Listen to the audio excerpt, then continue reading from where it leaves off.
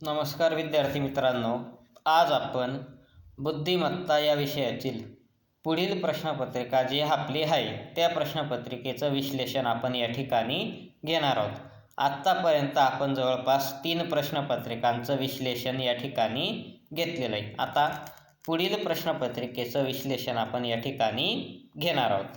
आता आपण जर बघितलं तर मागच्या 3 प्रश्नपत्रिकांमध्ये आपल्याला कॉमन असणारा जो प्रश्न होता की आपल्याला काही शब्द दिलेले असतात आणि त्या शब्दांमध्ये एकूण जोडाक्षरं किती आहेत किंवा काही वेळेस काही शब्द दिलेले असतात, त्याच्यातले जोड शब्द कोणते किंवा कोणता जोड शब्द नाही, अशा पद्धतीचे प्रश्न आपल्याला विचारले जातात. तर या प्रश्नपत्रिकेमध्ये सुद्धा आपल्याला काही शब्द त्या ठिकाणी दिलेले आहेत. ते शब्द प्रथम वाचतो. शब्द दिलेत आपल्याला: कृष्णभक्ती, शृंगार, उद्ध्वस्त, कॅन्सर, नैऋत्य आणि अक्षरज्ञान. आता आपल्याला प्रश्न काय विचारलेला आहे की या शब्दांमध्ये एकूण किती जोडाक्षरं आहेत.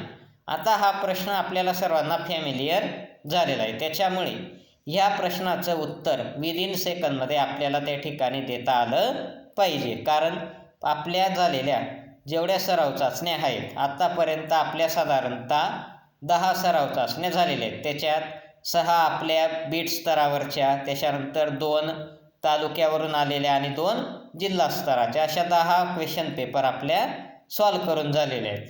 तर या 10 क्वेश्चन पेपरमध्ये हा प्रश्न आपल्याला त्या ठिकाणी विचारण्यात आलेला होता. त्याच्यामुळे बघताक्षणी म्हणजे प्रश्न वाचल्यानंतर लगेच आपल्याला या प्रश्नाचं उत्तर त्या ठिकाणी आलं पाहिजे. तर ह्या दिलेल्या शब्दांमध्ये एकूण जोडाक्षरांची संख्या किती आहे? मग 8.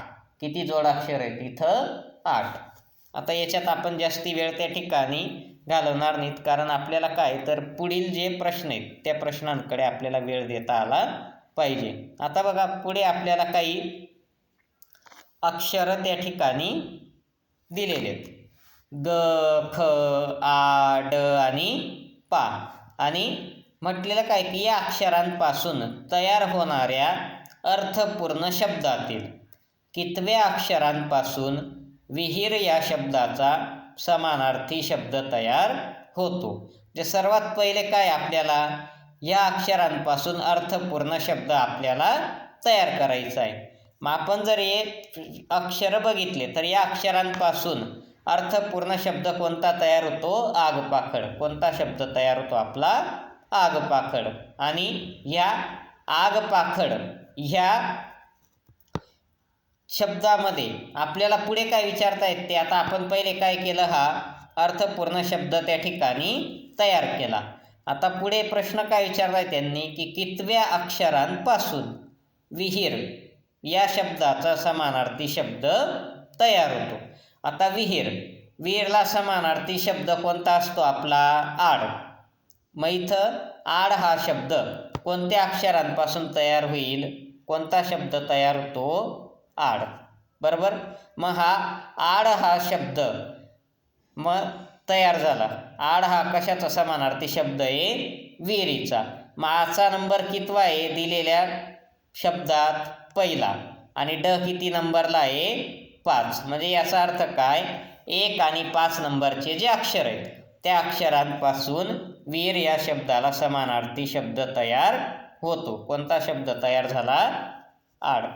आता पुढचा प्रश्न बघू आपण.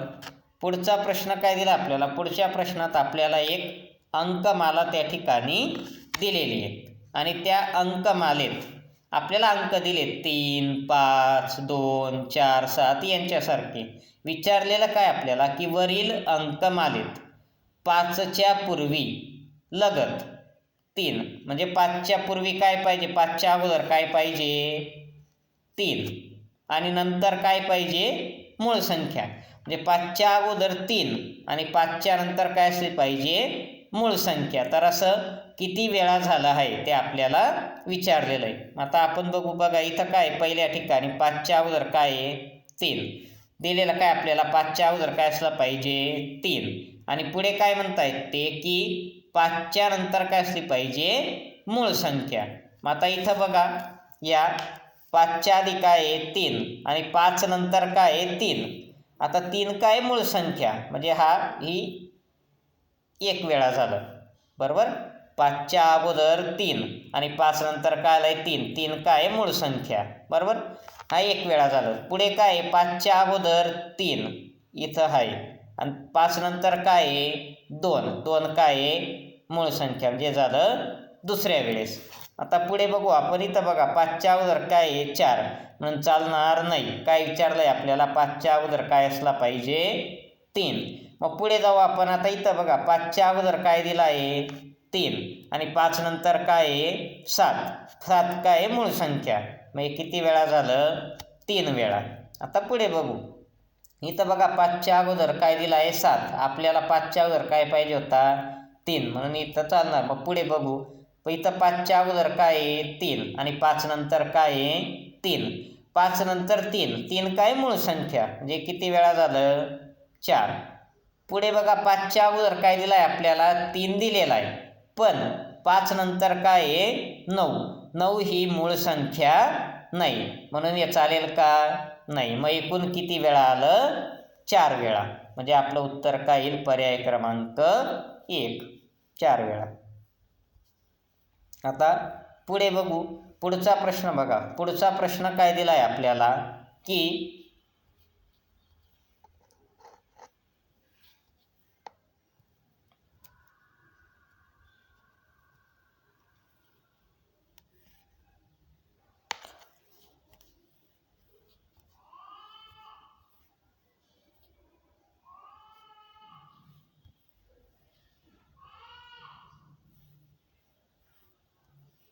पुढचा प्रश्न दिला आपल्याला अक्षरमालेतील अक्षरांना अनुक्रमे मूळ संख्यांचे अनुक्रमांक दिल्यास ओ वजा आय गुणिले बी बरोबर किती. प्रश्न काय विचारला आपल्याला अक्षरमालेतील अक्षरांना अनुक्रमे मूळ संख्यांचे अनुक्रमांक दिल्यास. मग आता अक्षरमाला जी असते तर आपल्या अक्षरमालेत आपल्याला त्यांनी काय सांगितलं आहे अक्षरमालेतील अक्षरांना अनुक्रमे मूळ संख्यांचे अनुक्रमांक दिल्यास. आता अनुक्रमे कसे नंबर द्यायचे आहेत आपल्याला मूळ संख्यांचे बरोबर. आता आपली हे लिहून घेऊ आपण अक्षरमाला ABCD EFGHIJKLMNO.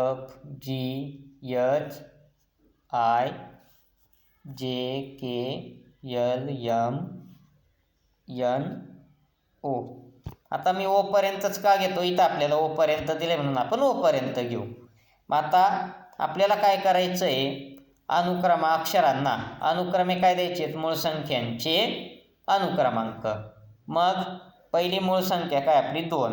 2 नंतर कोणती येते 3. 3 नंतर 5 7 11 13. 13 नंतर 15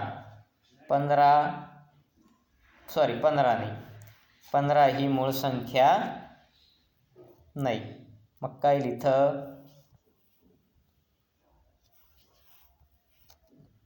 13 नंतर 17 19 19 नंतर 23. 23 नंतरची मूळ संख्या आहे ती आपली 29. 29 नंतर 31. 31च्या पुढची 33 नाही 35 नाही 37. 41. 41 नंतर 43 आणि 43 नंतर 47 बरोबर. मग आता बघा इथं ओ किती आला आहे आपला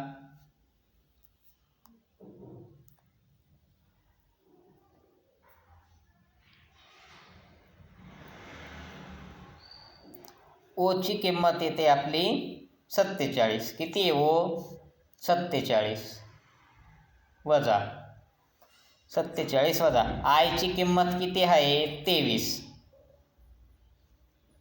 गुणिले बी आहे आपला 2 बीचा नंबर किती आला आहे 3.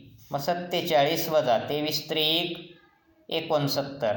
47मधून 69 जर वजा केले, आता 47मधून 69 वजा होत नाही, म्हणून आपण काय करणार 69मधून 47 वजा करायचे. 69मधून 47 गेले तर किती येतं आपलं उत्तर? 9मधून 7 गेले 2, 5ला 1, 6मधून 4 गेले 2, किती येतं उत्तर? 22. पण इथं उत्तर देताना त्यांनी 1 दिलेलं आहे. आता हे उत्तर 1 देताना त्यांनी काय केलेलं आहे? बीचा क्रमांक 2 घेतलेला आहे. काय घेतला आहे? बीचा क्रमांक 2. पण आपण अनुक्रमे मूळ संख्यांचे अनुक्रमांक दिले तर आपण सुरुवात कुठून केली पाहिजे? ए पासून. कारण एला काय नंबर देणार आपण? 2. कारण आपली पहिली मूळ संख्या काय आहे? 2. आणि आपण सुरुवात कुठून करतोय? ए पासून. आपली ABCD असते. म्हणून या ठिकाणी उत्तर देताना चुकलेलं आहे. आता आपण पुढचा 30वा प्रश्न बघू. आता 30 ते 34 या प्रश्नांसाठी आपल्याला काय दिले? गटात न बसणारे पद ओळखा. मग आता 30वा जो प्रश्न दिलाय याच्यात आपल्याला 4 नावं त्या ठिकाणी दिलेले आहेत. कोणते 4 नावं दिलेले आहेत? रमेश, माधव, केशव आणि महेश. आता या 4ही नावांचं जर आपण, आता इथं काय 4ही नावांपैकी 3 नावांमध्ये काय असणार आहे? काहीतरी एक विशिष्ट प्रकारचा संबंध असणार आहे. आणि एक जो शब्द आहे तो एक शब्द काय असणार आहे? ते इतर 3 शब्दांपेक्षा वेगळा. मग इथं जर आपण बघितलं तर रमेश, माधव आणि केशव हे जे 3 नावं आहेत हे कोणाचे नावं आहेत? श्रीकृष्णाचे. कोणाचे नाव आहेत? हे श्रीकृष्णाचे. आणि महेश हे जे नाव आहे हे महेश कोणाचं नाव आहे? शंकराचं. बरोबर. मग त्याच्यामुळे इथं वेगळा पर्याय काय येईल? महेश. म्हणजे गटात न बसणारं पद कोणतं झालं? महेश. त्याच्यानंतर पुढचा 31वा प्रश्न दिला आपल्याला. 31व्या प्रश्नात दिला आपल्याला मुंबई, चेन्नई, रांची आणि विशाखापट्टणम. आता मुंबई, चेन्नई, रांची आणि विशाखापट्टणम यांच्यात वेगळा जो पर्याय तो वेगळा पर्याय कोणता आहे? रांची. आता रांची का वेगळं आहे? कारण मुंबई, चेन्नई आणि विशाखापट्टणम हे राजधानीचे शहर असून त्या ठिकाणी काय आहे? बंदरं आहेत. रांची देखील राजधानीचं शहर आहे पण रांचीला बंदर नाही. म्हणजे हे काय? राजधानीचे शहर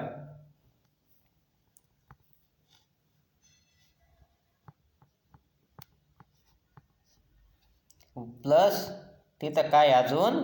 बंदर. म्हणजे काय इथं हे 4 जे शब्द आपल्याला दिलेले होते मुंबई, चेन्नई, रांची आणि विशाखापट्टणम. आता याच्यात मुंबई, चेन्नई, रांची आणि विशाखापट्टणम आता या 4ही काय आहेत? राज्यांच्या राजधान्या. मग आता या राजधान्या तर 4ही दिलेल्या आहेत. मग वेगळं कसं ओळखायचं? मग त्याच्यात मुंबई, चेन्नई आणि विशाखापट्टणम ह्या 3 ठिकाणी काय आहेत? बंदर. रांची जरी राजधानीचं शहर असलं तरी रांची या ठिकाणी बंदर नाही. त्याच्यामुळे आपला वेगळा शब्द कोणता येईल? रांची. त्याच्यानंतर पुढचा प्रश्न आपल्याला दिलेला आहे. संख्या आपल्याला या ठिकाणी दिलेल्या आहेत. अपूर्णांक काय दिलेत? अपूर्णांक 45 भागिले 85, 21 भागिले 35, 36 भागिले 60 आणि 63 भागिले 105. आता या ठिकाणी आपण काय करणार आहेत? या अपूर्णांकांचं संक्षिप्त रूप आपल्याला या ठिकाणी काढू आपण. आता पहिल्या ठिकाणी 45 आणि 85 या दोघांना कशाने भाग जाईल? 5ने. 5 नम 45, 5 1 5, किती उरले? 3, 5 7 35. म्हणजे याचं संक्षिप्त रूप काय? 9 भागिले 17. दुसरी जी संख्या आहे या दोघांना कशाने भाग जातो? 7ने. 7 त्रिक 21, 7 5 35. याचं संक्षिप्त रूप आलं 3/5. पुढे 36 आणि 60 या दोघांना 12ने भाग जातो. 12 त्रिक 36, 12 पंचे 60. याचं दशांश याचं संक्षिप्त रूप आलं 3/5. नंतर चौथी जी संख्या आहे 63 भागिले 105, हे दोन्ही कोणाच्या पाड्यात येतात? 21च्या. 21 त्रिक 63, 21 पाचा 105. आता आपण जर बघितलं तर या चारही संख्यांपैकी दुसरी, तिसरी आणि चौथी ह्या ज्या 3 संख्या आहेत, या 3 संख्यांचं संक्षिप्त रूप काय मिळालं आपल्याला? 3/5. आणि पहिल्या संख्येचं संक्षिप्त रूप काय मिळालं आपल्याला? 9/17. याचा अर्थ दिलेल्या 4 संख्यांमध्ये वेगळी संख्या कोणती येणार आहे? मग 45 भागिले 85 किंवा 45/85. म्हणजे याचा अर्थ आपलं उत्तर काय झालं? मग पर्याय क्रमांक 1. आता पुढचा 33वा जो प्रश्न आपल्याला दिलेला आहे, त्या 33व्या प्रश्नात सुद्धा काय दिलं आहे आपल्याला? 4 संख्या त्या ठिकाणी दिलेल्या आहेत. 18, 134, 48 आणि 100. आता या ठिकाणी जर आपण बघितलं तर काय दिसतं आपल्याला? आता 18 जो आहे, 18, 134, 48 आणि 100. तर 18 ही संख्या कशी लिहू शकतो आपण?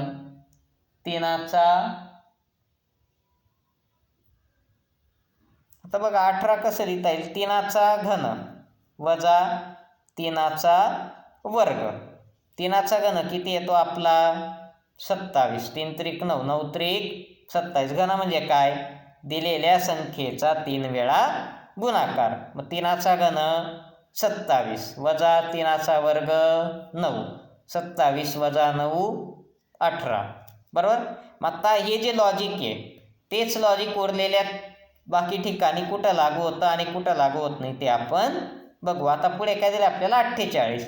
मग 48चा जर आपण विचार केला तर 48 कसं लिहिता येईल आपल्याला? 4चा घन वजा 4चा वर्ग. 4चा घन किती येतो? 64 वजा 4चा वर्ग 16. 64 मधून 16 गेले, किती आलं उत्तर? 48. त्याच्यानंतर चौथा पर्याय काय झाला? 100. आपण तिथं काय करू? 5चा घन वजा 5चा वर्ग. 5चा घन किती येतो आपला? 125 वजा 5चा वर्ग 25. 125 मधून 25 गेले, किती आलं उत्तर? 100. म्हणजे 1, 3 आणि 4 या ठिकाणी हा नियम आपला त्या ठिकाणी लागू होतोय. पण दुसऱ्या ठिकाणी दुसरी जी संख्या दिली आपल्याला 134, त्या ठिकाणी आपला नियम लागू होत नाही. म्हणून गटात न बसणारी संख्या कोणती येईल? 134. पर्याय क्रमांक 2. त्याच्यानंतर आता पुढचा प्रश्न बघू आपण. पुढच्या प्रश्नात काय दिलं आहे आपल्याला? आकृत्या दिलेल्या आहेत. बरोबर. आणि त्या आकृत्यांमध्ये आपल्याला काय दिलं आहे? आता पहिल्या इथं काय दिलं आहे? चौकोनात त्रिकोण. दुसऱ्या इथं काय आहे? आपल्याला पंचकोन दिलेला आहे आणि त्या पंचकोनामध्ये व्ही दिलेला आहे. बरोबर. पुढे काय आहे? त्रिकोणात चौकोन.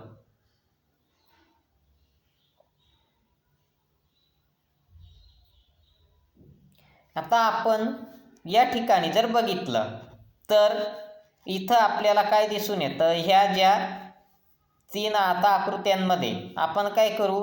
आता इथं बघा कुठंच असं सारखेपणा दुसरा कोणताही आपल्याला दिसून येत नाही. मग आपण काय करू? रेषाखंडांची संख्या या ठिकाणी मोजू. आता पहिल्या आकृतीत आता चौकोन आहे. चौकोनाला किती रेषाखंड असतात? 4. आणि त्रिकोणाला 3. 4 अधिक 3 7. म्हणजे पहिल्या आकृतीत एकूण किती रेषाखंड आहेत? 7. दुसऱ्या आकृतीत काय दिलं आपल्याला? हा पंचकोन. पंचकोनचे रेषाखंड झाले 5. आणि मध्ये जो व्ही शेप काढलाय तिथं किती रेषाखंड आहेत?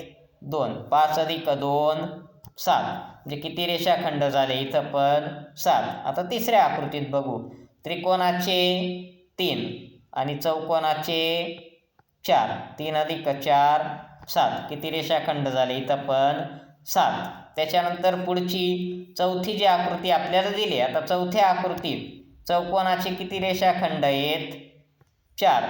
आणि यामधल्या भागात किती रेषाखंड दिले ते 1 2 3 4, 4 अधिक 4 8. म्हणजे आपण जर इथं निरीक्षण केलं तर पहिल्या 3 आकृत्यांमध्ये रेषाखंडांची संख्या किती आहे 7 आणि चौथ्या आकृतीत आपली रेषाखंडांची संख्या आहे 8. म्हणजे याचा अर्थ इथं उत्तर काय येणार आहे आपलं पर्याय क्रमांक 4. म्हणजे वेगळा पर्याय कोणता आहे आपला चौथा.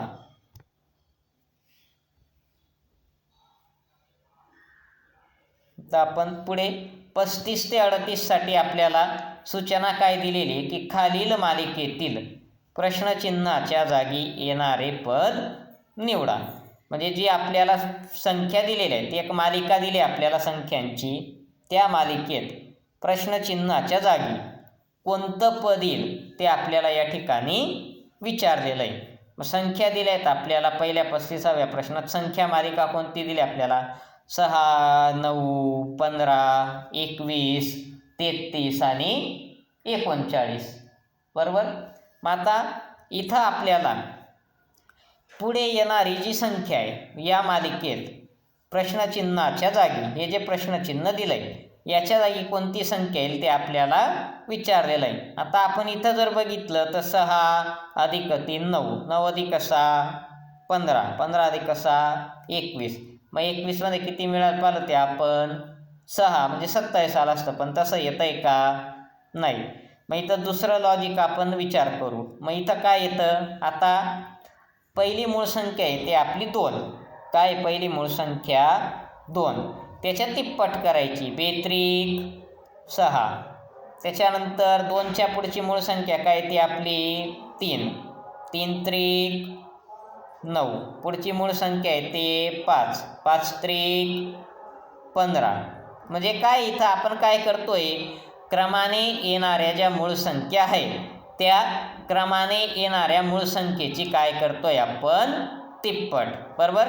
मग क्रमाने येणाऱ्या मूळ संख्येची तिप्पट केल्यानंतर आपल्याला या संख्या मिळत आहेत. मग 5 नंतर पुढची मूळ संख्या काय ते 7, 7 त्रिक 21, 7 नंतर 11, 11 त्रिक 33, 11 नंतर 13, 13 त्रिक 39. मग 13 नंतर पुढची मूळ संख्या कोणती येते आपली 17.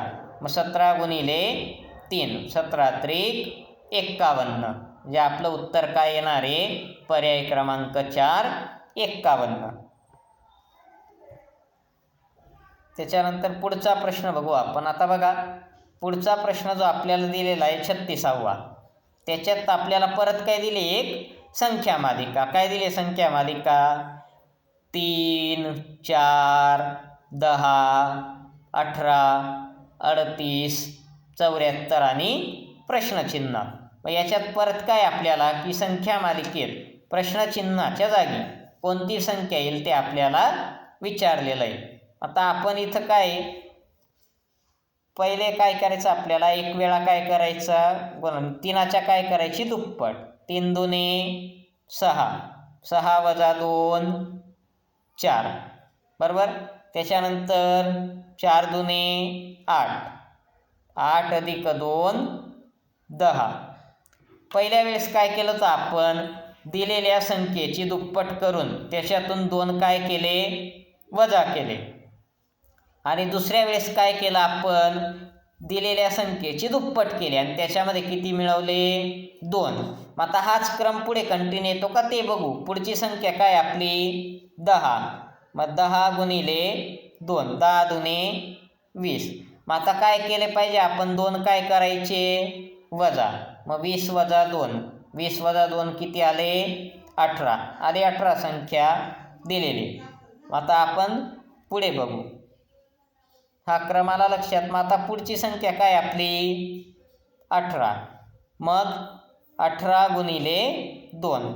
आता आपण चौथी वेळ आहे. पहिल्या वेळेस काय केलं आपण 2 वजा केले, दुसऱ्या वेळेस काय केलं 2 मिळवले, तिसऱ्या वेळेस परत 2 वजा केले. मग चौथ्या वेळेस काय करणार आपण 2 मिळवणार. 18 दुने 36 अधिक 2, 36 अधिक 2 किती 38 बरोबर. आता पुढे बघा पुढची संख्या आली 38 आपल्याला मिळाली. मग आता काय करणार आपण 38 गुणिले 2, 38 दुने 74. आता सॉरी 38 दुने 76, 76 वजा 2. आता इथं आपण 2 अधिक केलेत म्हणजे इथं काय 2 वजा 76 वजा 2 74. मग आता आपल्याला काय विचारलं आहे 74च्या पुढे प्रश्नचिन्हाच्या जागी कोणती संख्या येईल, बरोबर. मग आता इथं काय करणार आपण 74 गुणिले 2 बेचोक 8, 7 दुने 14, किती आलं उत्तर 148. मग आता इथं काय करायचं आहे आपल्याला 2 काय करायचे आहेत मिळवायचे आहेत, कारण आपण मागच्या वेळेस 2 काय केलेत वजा. आपण क्रमाने काय करतोय एक वेळा 2 मिळवतोय आणि पुढच्या वेळेस 2 वजा करतोय. मग आता इथं आपण मागच्या वेळेस काय केलं होतं 2 वजा केले होते म्हणून इथं आपण काय करणार 2 मिळवणार. मग 148 अधिक 2 बरोबर किती 150. म्हणून आपलं उत्तर काय येईल पर्याय क्रमांक 3 150. पुढचा प्रश्न दिला आपल्याला 37वा. आता 37व्या प्रश्नात काय दिलं आपल्याला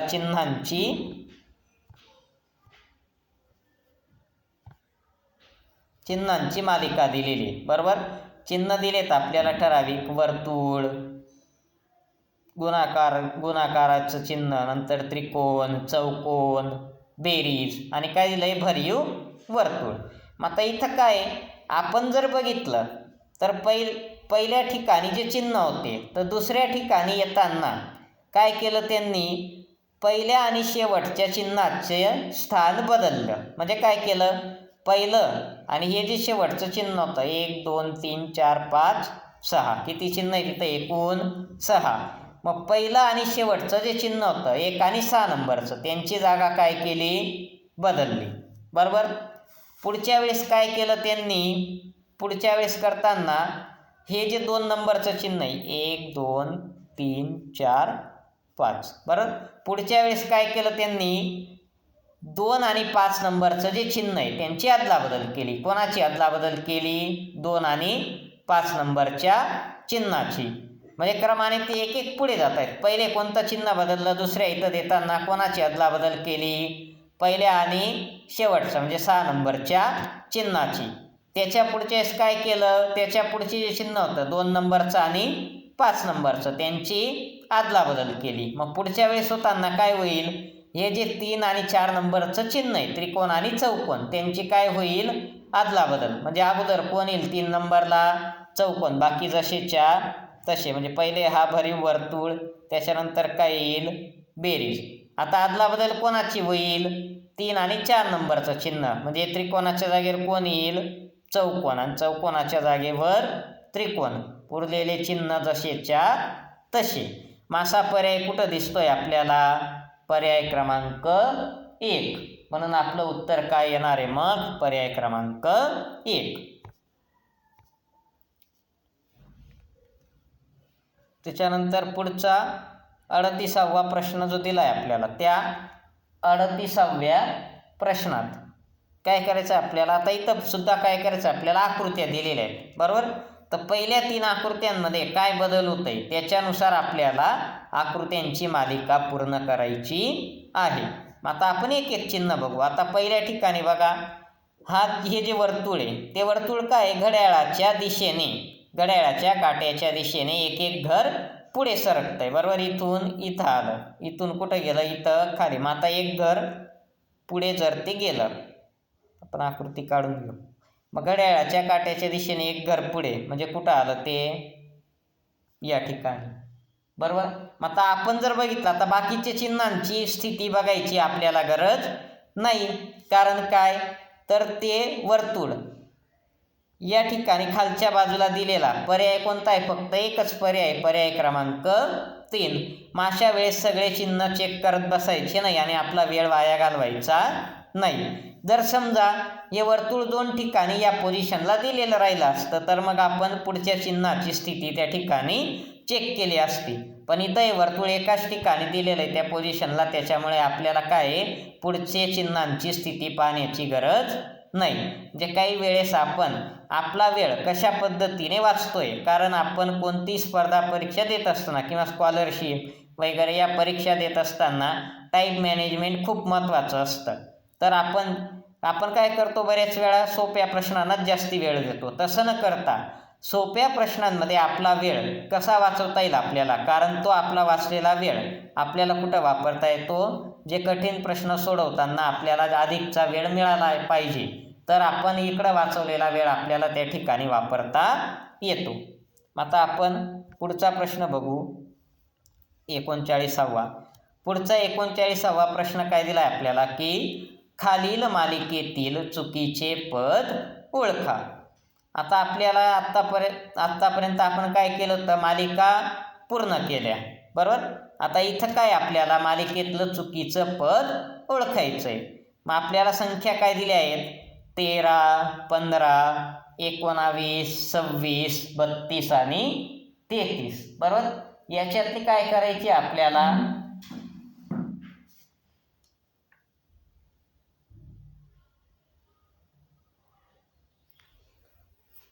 वेगळं पद किंवा चुकीचं पद आपल्याला ओळखायचं आहे. आता बघा, 13 अधिक 2 किती, 15, 15 अधिक 4 19. मग तसं जर केलं 2 4 मी तर 6चा फरक पाहिजे होता, 19 अधिक 6 25. मग पुढे कितीचा फरक पाहिजे होता, 6ला मग 8, म्हणजे असं 2 2ने वाढत गेला असता तर. पण आपल्याला तसं रिलेशन दिसतंय का, नाही. मग आपण काय बघतोय इथं, आता बघा पहिली संख्या काय आपली 13 अधिक, आता 13मध्ये अंक कोणते आहेत, 1 आणि 3, त्यांची काय करायची, वजाबाकी. मग 3मधून 1 गेला 2, मग 13 अधिक 2 किती मिळाले आपल्याला, 15. म्हणजे याचा अर्थ काय, आपण काय केलं, इथं दिलेली संख्या आणि त्या संख्येमध्ये काय मिळवलं आपण, त्या संख्येतील अंकांची वजाबाकी करून जी संख्या मिळाली ती आपण या ठिकाणी मिळवली. मग आता असंच पुढे येतं का ते बघू. काय दिली पुढची संख्या, 15, 15 अधिक, आता 15मध्ये अंक कोणते आहेत, 5 आणि 1, त्यांची वजाबाकी किती येते, 5मधून 1 गेले 4, मग 15 अधिक 4 किती आले, 19. आता पुढची संख्या काय आपली 19, 19 अधिक, 19मधून 8 गेले 19 अधिक, 19मध्ये अंक कोणते आहेत, 1 आणि 9, 9मधून 1 गेला 8, मग 19 अधिक 8 किती होतात ते बघू. 19 अधिक 1 20, 20 अधिक 7 27, काय आला पाहिजे होता मग इथं 27, पण आपल्याला दिलेलं काय आहे 26, म्हणजे आपलं उत्तर काय येणार आहे, पर्याय क्रमांक 2, बरोबर 26. कारण पुढे बघू, जर 27 इथं आली असती तर पुढचा क्रम बरोबर येतो का ते चेक करू. काय संख्या आली असती इथं, जर समजा 27 आली असती तर 27 अधिक, आपण काय करतोय, मागची संख्या आणि त्याच्यात काय मिळवतोय, त्या संख्येतील अंकांच्या वजाबाकी. मग 27मध्ये अंक काय येतात, 7 आणि 2, 7मधून 2 गेले 5, 27 अधिक 5 32, पुढची संख्या मिळाली आपल्याला 32.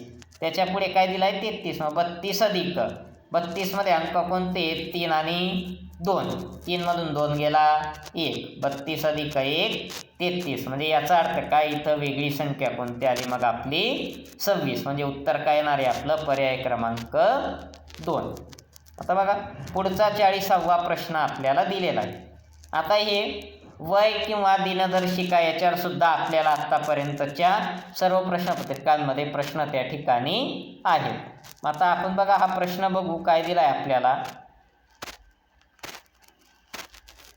अमित व सुमित यांच्या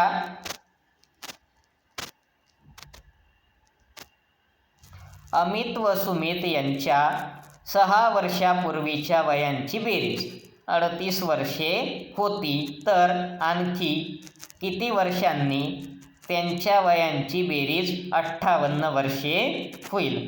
आता आपल्याला इथं कोणाचं वय दिलेलं आहे का, नाही, आणि आपल्याला इथं वय काढण्याची सुद्धा गरज नाही. प्रश्न काय दिला आपल्याला, अमित व सुमित, अमित आणि सुमित हे 2 मित्र असतील, त्यांच्या वयांची 6 वर्षापूर्वी, किती वर्षापूर्वी देत आहेत ते, 6 वर्षापूर्वी, 6 वर्षापूर्वीच्या वयांची बेरीज किती होती, 38 वर्ष, बरोबर. मग आता आजची बेरीज जर आपण काढली तर दोघांच्या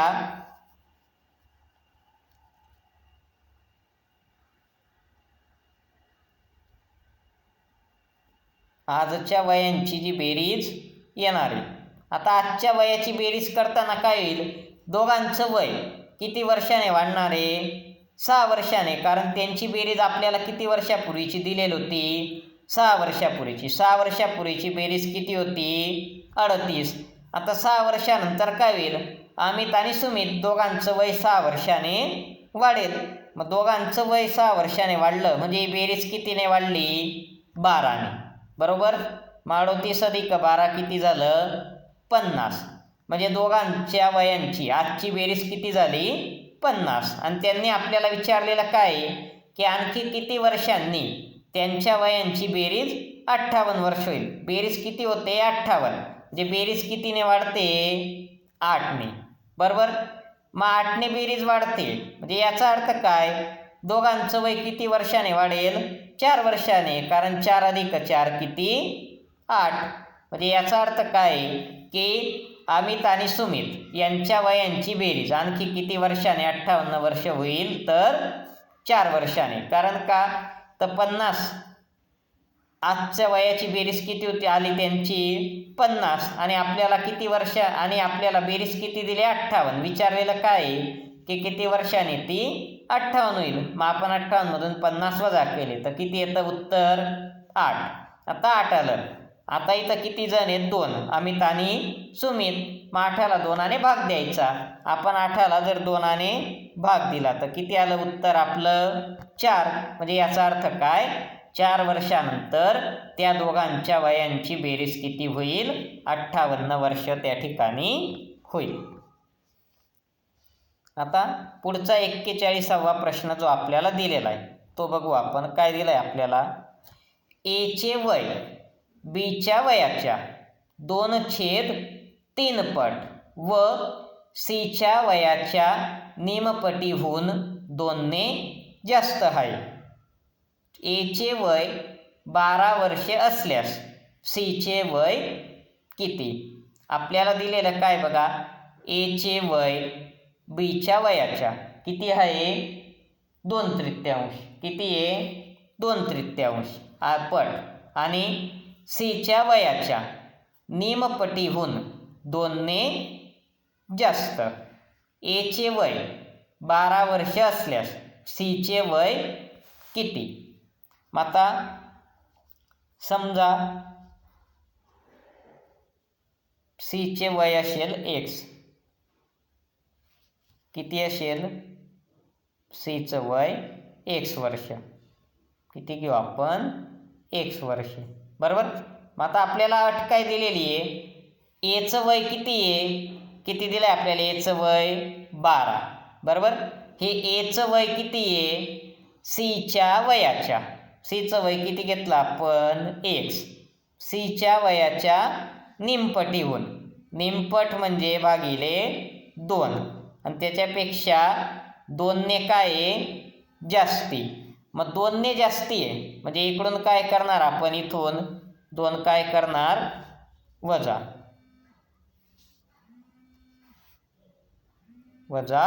2. मग काय येईल,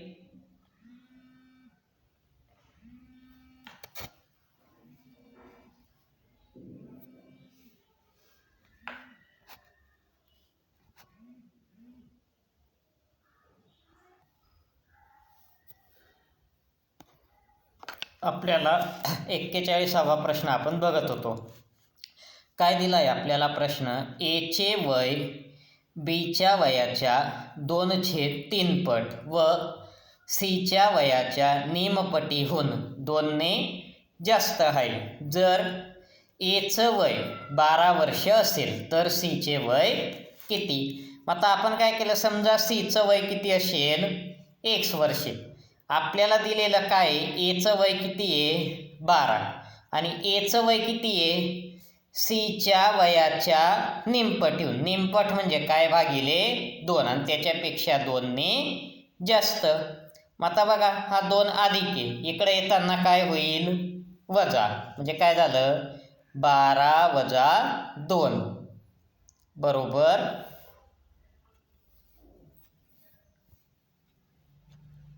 थोडंसं स्मॉल देऊ. काय आलं मग, 12 बरोबर x भागिले 2 अधिक 2. आता 2 अधिक आहे, इकडे येताना काय झालं वजा, म्हणजे काय 12 वजा 2 बरोबर x भागिले 2. 12 मधून 2 गेले 10, मग 10 बरोबर काय आलं x भागिले 2. मग x बरोबर काय झाला 10 गुणिले 2. मग 10 दुने किती झाला 20. म्हणजे याचा अर्थ त्या सीचं वय किती येईल मग 20 वर्षे. बरोबर. आता आपण पुढचा प्रश्न बघू. पुढचा प्रश्न काय दिला आपल्याला 42वा. फोटोतील व्यक्तीकडे बोट दाखवून सागर म्हणाला, हिची आई माझ्या सासूची एकुलती एक मुलगी आहे. काय म्हटलं, फोटोतील व्यक्तीकडे बोट दाखवून. आता सागर काय म्हणतोय की हिची आई माझ्या सासूची, काय म्हणतोय तो, हिची आई माझ्या सासूची एकुलती एक मुलगी. बरोबर. तर फोटोतील व्यक्तीची आई सागरची कोण.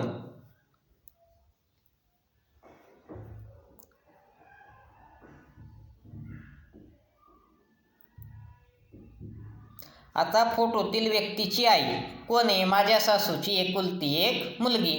मग त्याच्या सासूची एकुलती एक मुलगी म्हणजे त्याची काय झाली ती पत्नी. म्हणजे आपलं उत्तर काय येणार आहे, पर्याय क्रमांक 3. प्रश्न लक्षात आला का. काय म्हणतोय तो, फोटोतील व्यक्तीकडे बोट दाखवून तो सागर काय म्हणतोय, हिची आई माझ्या सासूची एकुलती एक मुलगी. आता त्याची सासू, त्याच्या सासूची एकुलती एक मुलगी म्हणजे ती काय झाली मग त्याची पत्नी. म्हणजे फोटोतील व्यक्तीची आई सागरची कोण झाली पत्नी. म्हणजे फोटोतील व्यक्ती कोण आहे, सागरची मुलगी. आता बघा पुढचा प्रश्न बघू आपण. पुढचा प्रश्न काय दिलाय आपल्याला 43 आणि 44 की डावीकडील आकृतीची आरशातील प्रतिमा पर्यायातून निवडा. आता आपण बघतो आरशातील प्रतिमा निवडताना काय करतो आपण की जी डावी बाजू असेल ती कुठं दिसते आपल्याला, उजवीकडे. म्हणजे फक्त आरशाच्या प्रतिमेत काय होतं, बाजू त्या ठिकाणी बदलते. म्हणजे डावी बाजू जी असेल ती कुठं जाईल, उजवीकडे. उजवी बाजू असेल ती डावीकडे. मग आता हे जे प्रश्न आहेत हे प्रत्येक परीक्षेत आपल्याला असतातच. आरशातील प्रतिमा, त्याच्यानंतर पाण्यातील प्रतिमा. बरोबर. मग इथं आपला उत्तर काय येईल, पर्याय क्रमांक 1. कारण हा जा कुठं गेला पाहिजे, इकडं डावीकडे, तर तिकडं जाताना उजव्या बाजू म्हणजे विरुद्ध बाजूला गेला पाहिजे. बरोबर. आता इथं तिसऱ्यात जी करून टाकले, हा जा इकडं दिलेला आहे किंवा इकडं, म्हणजे असं चालणार नाही. बरोबर. त्याच्यानंतर आता बघा पुढचा जो प्रश्न आहे या आपण प्रश्न जे ते आपण स्किप करून टाकू. कोणते, पाण्यातील प्रतिमा आणि आरशातील प्रतिमा. कारण हे काय तुम्हाला प्रत्येक परीक्षेत येतात आणि ते प्रश्न सोपे आहेत. मग आता बघा आपण पुढचा प्रश्न काय दिला आपल्याला 47वा. हा तर्क अनुमानवर आहे. कुत्र्याला मांजर म्हटले. काय प्रश्न दिला आहे, कुत्र्याला मांजर म्हटले, मांजराला घोडा म्हटले, घोड्याला कोल्हा म्हटले, कोल्ह्याला बैल म्हटले, बैलाला गाय म्हटले, तर कोणता प्राणी इमानदार नाही. आता कोणता प्राणी इमानदार नसतो, कोल्हा. बरोबर. मग कोल्ह्याला काय म्हटलंय, बैल. म्हणजे कोणता प्राणी इमानदार येणार नाही, मग बैल. बरोबर. त्याच्यानंतर पुढचा प्रश्न बघू. पुढचा प्रश्न बघा काय दिला आपल्याला, शेजारील आकृतीत एकूण किती काटकोन त्रिकोण आहेत. आता काटकोन त्रिकोण मोजताना काय करतो आपण, आता त्रिकोण मोजताना आपली पद्धत काय, आपण त्या त्रिकोणाचे किती भाग झालेले आहेत त्यांना पहिले नंबरिंग देतो. मग इथं बघा 1 2 3 4. बरं. आता यांची जर आपण बेरीज केली तर किती होते, ती 4 अधिक 3 7, 7 अधिक 2 9, 9 अधिक 1 10 आणि बाहेरचे 2, 10 अधिक 2 किती झाले सॉरी सांगताना चुकलं माझ्याकडून, 1 मिनिट.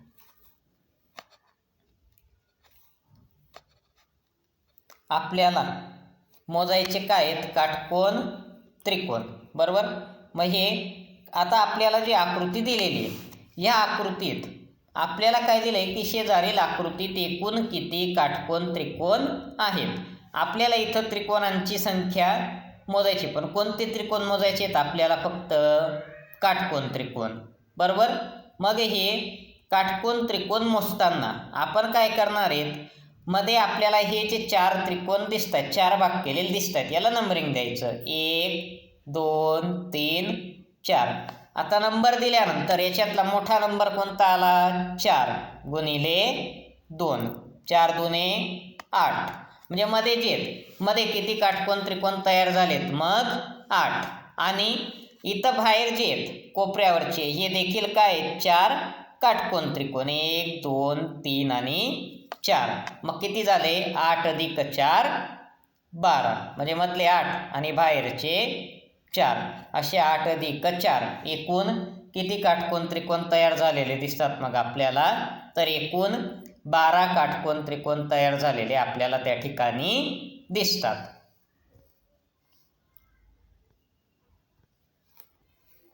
त्याच्यानंतर पुढचा जो प्रश्न आहे की शेजारील आकृतीत एकूण किती पृष्ठभाग आहेत. आता आकृतीला पृष्ठभाग किती आहेत हे काढताना आपल्याला ते पृष्ठभाग प्रत्यक्ष त्या ठिकाणी मोजायचे असतात. मग इथं जर आपण प्रत्यक्ष पृष्ठभाग मोजले तर पृष्ठभाग आपल्याला एकूण मिळतात 20. कसे मिळतात? 1 2 3 4 5 6 7 8 9 10 11. हा एक 12 13 14 15. बरोबर. आणि त्याच्या पाठीमागचे 5. असे एकूण किती पृष्ठभाग मिळतात आपल्याला? 20 पृष्ठभाग त्या ठिकाणी मिळतात. आता याच्यासाठी कोणती ट्रिक वगैरे आपल्याला पुस्तकात किंवा दिलेली नाही. आपल्याला जसं त्रिकोण, चौकोन, चौरस, आयत हे मोजण्यासाठी आपल्याला ट्रिक दिलेले आहे, पण आपल्याला पृष्ठभाग मोजण्यासाठी कुठली ट्रिक त्या ठिकाणी दिलेली नाही. त्याच्यामुळे आपल्याला प्रत्यक्षच ते पृष्ठभाग त्या ठिकाणी मोजावे लागतात. आता पुढचा एक प्रश्न घेऊ आपण. पुढचा प्रश्न काय दिला आहे आपल्याला की 15 मीटर लांबीच्या शिडीला 2.5 मीटर अंतरावर 1 याप्रमाणे किती पायऱ्या लागतील? किती शिडी किती आहे? शिडीची लांबी किती आहे? 15 मीटर. आणि काय म्हणतायत ते? 2.5 मीटर अंतरावर 1 लावायची. बरोबर. मग आता काय असेल? पहिलं जे 2.5 मीटरचं अंतर आहे ते आपल्याला सोडून द्यावं लागणार आहे. बरोबर. कारण का? तर आपण शिडीला आपण पायऱ्या लावायला सुरुवात कुठून करणार आहे? 2.5 मीटर अंतरावर. बरोबर. म्हणजे पहिला 2.5 मीटरचं अंतर आपल्याला सोडावं लागेल. मग 15 वजा 2.5. मग किती आलं ते अंतर? 12.5 झालं. बरोबर. मग 12.5 मध्ये किती पायऱ्या लागतील? मग आता 2.5 वर आपण 1 देणार आहेत, म्हणजे 12.5 भागिले 2.5. आता दोन्ही ठिकाणी 1 अंतर दशांश चिन्ह आहे म्हणून हे काय होईल? कॅन्सल. म्हणजे आपण हे कसं लिहू शकतो मग? 125 भागिले 25. मग 25 पाचा 25 असे. 25 एक 25, 25 पाचा 125. म्हणजे किती पायऱ्या लागतील आपल्याला? 5. आलं का लक्षात? दिलेला काय आता प्रश्न आपल्याला की 15 मीटर लांबीच्या शिडीला 2.5 मीटर अंतरावर याप्रमाणे किती पायऱ्या लागतील. मग आता 15 मीटर लांबीची शिडी होती आपली. बरोबर. 2.5 मीटर अंतरावर 1 लावायची आहे, म्हणजे सुरुवातीचं 2.5 मीटर अंतर आपल्याला त्याच्यातून वजा करावं लागेल. मग 15 मधून आपण 2.5 मीटर अंतर जर वजा केलं तर किती अंतर उरतं? 12.5. आणि या 12.5 मीटर अंतराला किती अंतरावर 1 पायरी लावायची आपल्याला? 2.5. मग आपण 12.5ला काय केला? 2.5ने भाग दिला तर उत्तर किती येतं? 5. म्हणजे आपल्याला किती पायऱ्या लागतील? 5 पायऱ्या त्या ठिकाणी लागतील. आजचं आपलं लेक्चर आपण या ठिकाणी थांबवतोय. धन्यवाद. पुढचे प्रश्न आपण उद्याच्या लेक्चरमध्ये त्या ठिकाणी पाहू.